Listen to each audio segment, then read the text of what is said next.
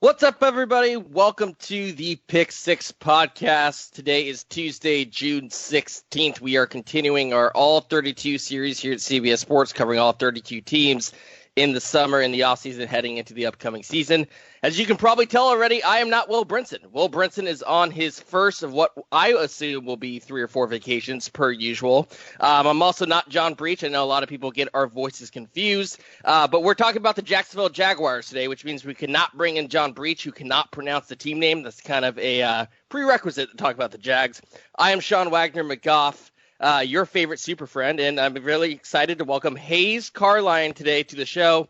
Covers the Jaguars for 1010 AM, 92.5 FM, 1010XL.com. You can follow him on Twitter at Hays Carlyon on Twitter. He covers the Jaguars, as previously mentioned. So welcome to the show. Thanks for joining us. Sure thing. Thanks so much for having me. So I wanted to start by talking about the quarterback position in Jacksonville, and we're going to get into the Yannick Ngakoue situation, maybe even the Jalen Ramsey situation that unfolded last year after the break. But I really do think this is a really interesting situation at quarterback that is kind of being overlooked, largely because the Jaguars are the Jaguars, and from a national perspective, they're never that interesting of a football team. But I'm curious to hear what your thoughts on Gardner Minshew is, because, look, they brought in Nick Foles a year ago. That did not work out. Not the Foles' fault in week 1, certainly, when he gets hurt. And I don't think anyone expected Gardner Minshew to come in there and have any measure of success. And then you look at his numbers when the season's over. I thought he played pretty well, and I think he's flying under the radar as a potential long-term option in Jacksonville. So I guess my question for you is, do you think Minshew has a sincere chance to be their new franchise quarterback, or is he more the sacrificial lamb in a tanking year, and they're going to go get a quarterback in next year's draft? Yeah, they're both great questions. No, they feel like he legitimately might be their long-term answer. I know that some of their moves this offseason would suggest tanking in terms of the veterans that they've let go, but they don't view it that way.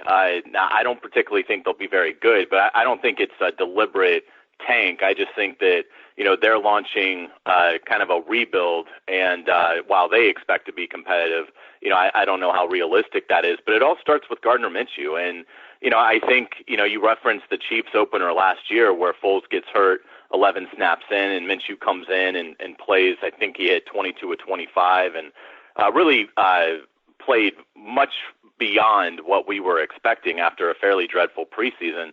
And I remember talking to Doug Marrone after that game, and the Jaguars had a first-year offensive coordinator, John DeFilippo, and I asked Doug, I said, what does that say about Flip that his starter goes down and he's able to get that kind of production out of Minshew?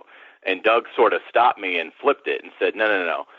What it says is how rare Gardner Minshew's ability is to process a play, a game prep that was not designed for him. It was designed for Nick.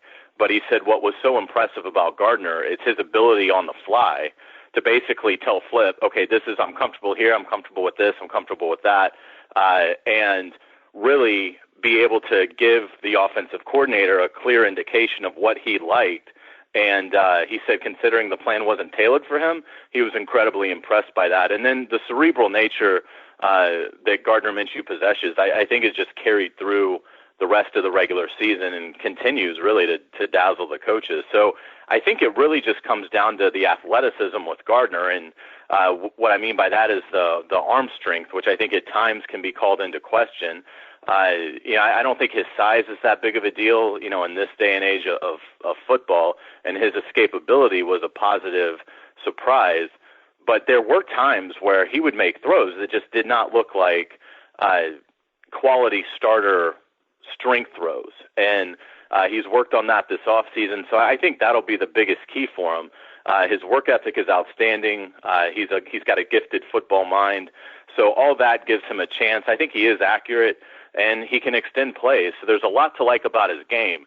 I just think he's got to figure out a way to be a little bit more consistent in terms of the arm strength. And if that comes, then I think he does have a chance. The problem that he's going to run into is there's not a lot of help around him.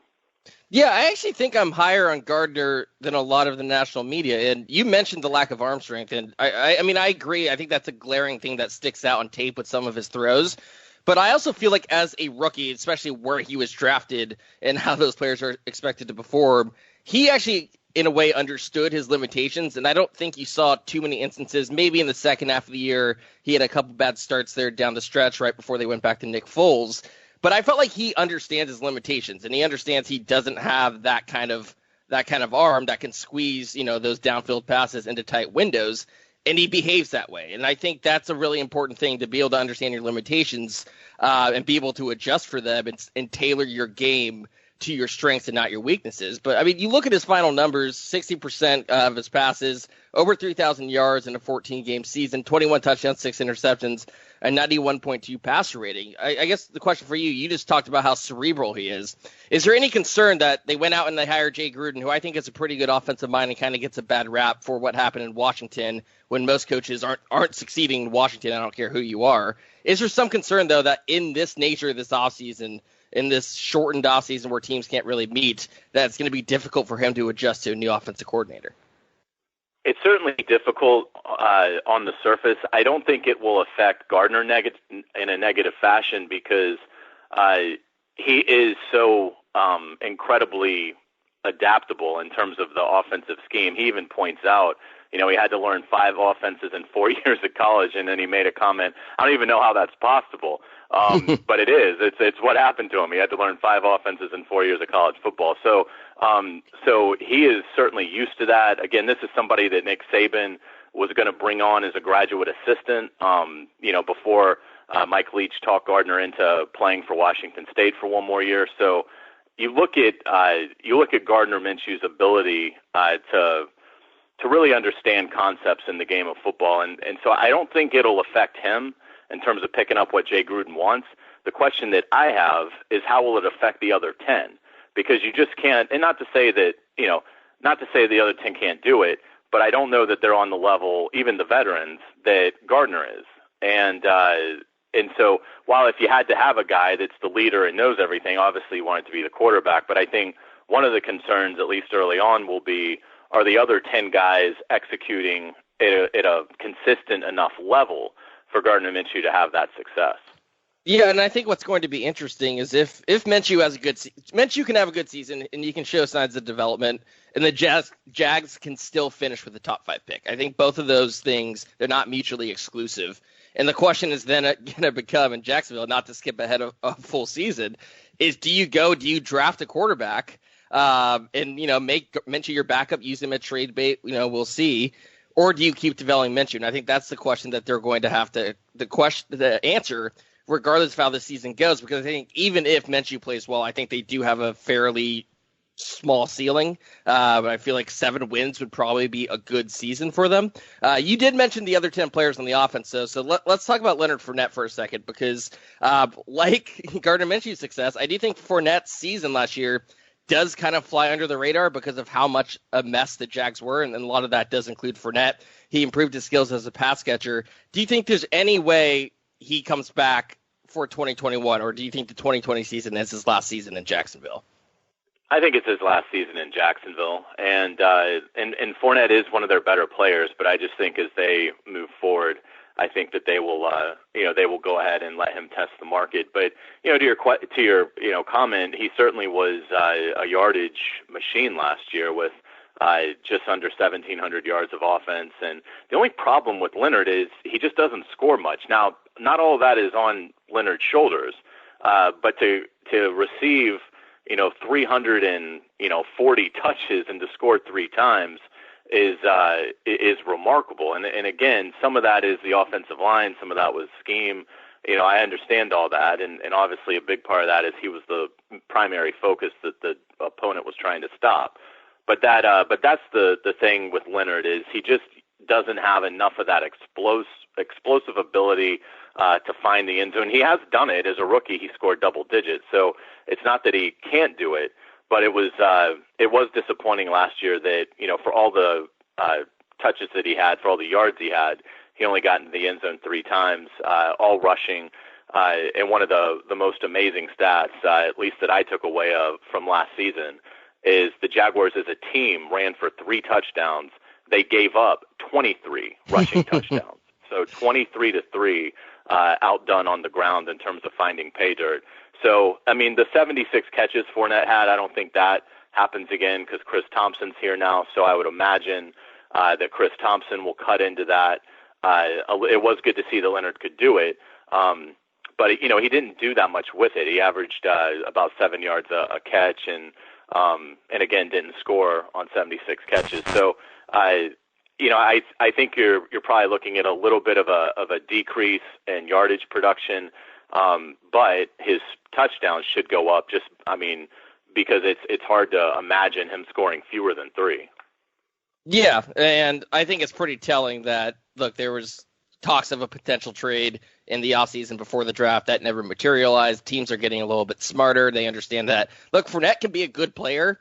He's just not good value if we're going to give up a decent draft pick and then have to give him a long-term contract, which is what he's going to need soon. And I guess the last point I would make on Fournette, and I've been saying this on this podcast for months now, I really do think a lot of this isn't even Fournette's fault. It's just the fact where the Jags took him in what draft that makes him seem even worse. And that Fournette pick, I really think, by the Jaguars is maybe the worst pick in that 2017 draft, even worse than the Bears trading up for Mitchell Trubisky, because at least the Bears were going for a quarterback. Yes, they picked the wrong one. No, they should not trade up one spot. But the Jags, doubled down on Blake Bortles, took a running back instead of a Patrick Mahomes, instead of a Deshaun Watson, and then adding insult to injury. If they really wanted a running back, they could have taken Christian McCaffrey, who was sitting there, instead of Fournette. So, look, I think that's just going to be something like with Trubisky and the Bears, whenever he does move on. It's going to follow Leonard Fournette wherever he does go. But let's take a quick break right now. We're going to come back. We'll talk about Yannick Ngakoue, talk about the Jaguars defense, which I think actually has a chance to be sneaky good. We're talking to Hays Carlyon about the Jacksonville Jaguars. We'll be back in a second. All right, welcome back. We are talking to Hays Carlyon, covers the Jacksonville Jaguars for 1010 AM, 92.5 FM in Jacksonville. Let's talk about Yannick Ngakoue. I thought there was going to be a trade all offseason. We thought it would happen during the draft. It never happened. How do you see this situation getting resolved? I still think he gets traded. I think that once teams do open camp, and I think there is so much parity in the league this year, even more so than in most years, where we probably have 22 teams that believe they can win the Super Bowl. And I think what you're going to see is one of those teams is going to get on the grass, and after about a week, they're going to say to themselves, you know what, we do not have the edge presence we were hoping we would have, whether that's a veteran that's maybe lost a step, maybe that's an injury, maybe that's a young player that they were hoping would step up and doesn't show signs of it. I think as we get into into August, if everything is on time, I think you could see a deal happen at that point. Dave Caldwell, for all of his flaws as a general manager, being 39 games under 500, he has done a good job of getting maximum value for players and trades. I mean, he got a pick for Blaine Gabbert. He obviously got a king's ransom for Jalen Ramsey. So he does have a knack for knowing when to move a player. And so my guess is, Yannick Ngakoue will be traded. I think it's going to be awfully difficult for Caldwell to bring Ngakoue back into the building when Ngakoue on Twitter is called the owner's son, Tony Khan, a clown. The Khans are still pretty new owners, and I think they're going to be incredibly sensitive to that. So I don't know that they're going to be willing to pay, on the franchise tag, $17.8 million to somebody who has been so blatantly disrespectful to Tony Khan. So I think he's traded, and frankly, I would be shocked if he ever plays for the Jaguars again. Okay, then that's interesting because you don't see any way forward for this team and this player to coexist because, when you look at the Jags roster, you've got a 25-year-old pass rusher entering the prime of his career, 37.5 sacks over the past 4 seasons. I know he's only had one double-digit sack season, but constantly applying pressure. I think, if you were to rank young edge rushers, and, if you were to put them in the draft, he would probably be in the top 5, top 10. And you look at the Jaguars team, what do they need? They need good young players at premium positions, which is what he is. So you don't see any way forward whatsoever for these two sides. I don't. I would be really surprised if Ngakoue is back. And again, the trade could happen even sooner because of obviously the deadline in terms of the franchise tag. So, the value will obviously go down for the Jaguars if If Ngakoue hasn't signed the tag, he would have to sign it and then get traded. And then if you're the team trading for him, now he's playing on the tag. You are past the deadline, I believe, to which you would be able to sign him to an extension. So there's a little bit of a crunch. So, I mentioned the timeline being, sometime in training camp. And in all actuality, it might be before that franchise tag deadline, because the team acquiring him probably would want to agree to a deal. So maybe he does get, maybe it doesn't take another general manager actually seeing his team practicing. Maybe it's a general manager that looks at the landscape and says, you know what, this is a move we're going to make. This is a player we're going to give a contract to. So we'll see. I think it'll be really interesting if Jadeveon Clowney gets signed in the next week or so, and then Ngakoue becomes, unquestionably the best edge rusher that would be, available in to be acquired in a trade or a signing. What do you think the price tag would have to be for the Jags to be willing to move him? Do you think it has to be a first-round pick? Is it multiple first-round picks? They got 2 for Jalen Ramsey. I find it hard to believe a team will give up 2 for Ngakoue, but you have to believe it's at least 1, right? I think it's 1, and again, I think if you're looking at, I mentioned that there's probably 22 teams that think they can make the tournament and make a big run. Well, we know there's 6 to 8 that truly feel like they can win the Lombardi Trophy this year. So, I think if you're one of those 6 to 8 that you feel like, look, this is a player that, when we're going to have the lead way more than Jacksonville did with Ngakoue, and he's a closer. I mean, he's the kind of guy that when he gets to the quarterback, normally the ball gets off the quarterback. So if you're, if you've got a 7-point lead in the fourth quarter and the opponent, is going to be throwing it every down, and Ngakoue is the kind of player that could be a superstar in the right environment. He just, the last couple of years, the Jaguars have been terrible, and he's rarely been able to, pin his ears back and go after the quarterback knowing it's going to be a pass. So, I think it would be a 1, somewhere probably in, that when you look at the 2021 draft, probably 26 to 32. So let's assume Ngakoue is off the roster come week 1.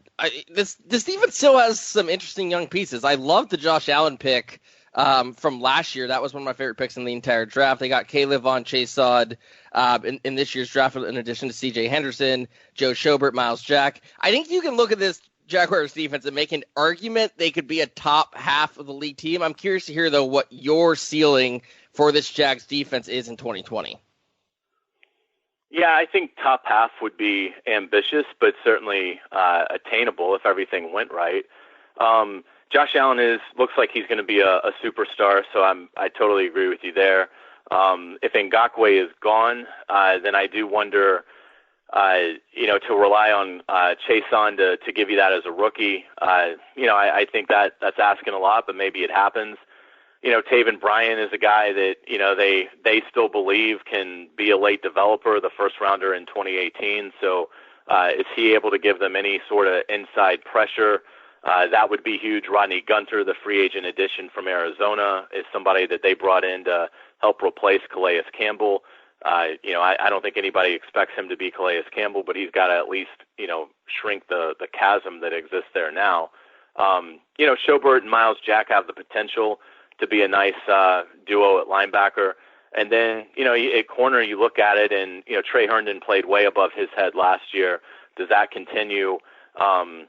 C.J. Henderson obviously has to be a star, right away for that pick to be justifiable at 9, or at least be an above-average quality starter as a rookie. And, and at safety, I think they're okay, not great. So, I think it's, the other issue I think the Jaguars run into is, they just don't, their scheme, and they are doing some, tweaking and things like that, but they just have never really been able to fool many teams with defensive coordinator Todd Wash, who's now been at the helm for, several years. And, in 2017, when they were so dominant, they just had such an embarrassment of talent that they just athletically overwhelmed people. And so I do have concerns that, just the scheme and how it's run will keep them from probably making that quantum leap forward. So I think this is a defense that, probably you're still going to see ranked in the 20s in all the significant categories. Yeah, and look, if the Jaguars are going to outperform expectations, and Lord knows they have very low expectations heading into the season, that defense is going to have to be a lot better than expected. Right now, their win total's set at 4.5. That's the lowest in all of football. I think most national analysts would probably peg the Jaguars as a lock for a top 5 pick. It's the NFL. You never know what happens. Injuries can change everything across the entire league. But I'm curious to hear what your ceiling for this team is and what your floor is. I think ceiling would probably be 6-10, which is, a lot of people are quick to point out, a lot of the fans, they won 6 games last year and a lot of things went wrong. Well, a lot of things went right too. They were very healthy on the offensive line. The running back, gained almost 1,700 yards of offense. DJ Chark was a revelation in his second year in the league. Does that continue? You had a field goal kicker that only missed 1 field goal and 1 extra point the whole year. It seems like that's a lot to expect to happen again. So I would say 6-10 is probably the best you could hope for. And again, Gardner Minshew is the key to all this. I think they could easily go 3-13. I mean, I think that, if they don't get lucky in terms of playing opponents at the right time when maybe they do have a key injury, if they themselves have some significant attrition, or if Gardner Minshew just doesn't take the step. I mean, now obviously he's going to be studied relentlessly by everybody that plays the Jaguars. So, if the league counterpunches him and he can't respond to it, then I think 3-13 is certainly on the table. Perhaps worse. But I would put their range somewhere between 3 and 6 with more of I'd go under on the 4.5. Yeah, I think this actually sets up for a pretty, I don't want to say the word exciting because I do think the Jaguars are going to be bad, but it's kind of a liberating feeling if you're a fan of this football team because, look, best case scenario, Gardner Minshew looks great and leads the Jaguars above that win total that we're all expecting them to finish under. And it doesn't matter what draft pick you have because you have your future quarterback. And worst case, Gardner Minshew doesn't take off. The offense stinks. The defense doesn't make the leap. And you're in a position to then go draft a really good, highly touted quarterback and hit the reset button. So it can be kind of liberating, I think, to enter the season without expectations. We're going to wrap it up there, though. Thanks again to Hays Carlyon for joining the Pick 6 podcast today to discuss the Jaguars. Follow him on Twitter at Hays Carlyon. Hays, thanks for joining us. Thanks so much for having me. Take care. Yep, and we will be back tomorrow and throughout the week to finish up the All 32 series. We'll be hitting every single team. Don't you worry, they're all coming. And eventually, Will Brinson will be back from vacation. But for now, I'm Sean Wagner-McGough, the #1 super friend, undisputed. We'll be back later.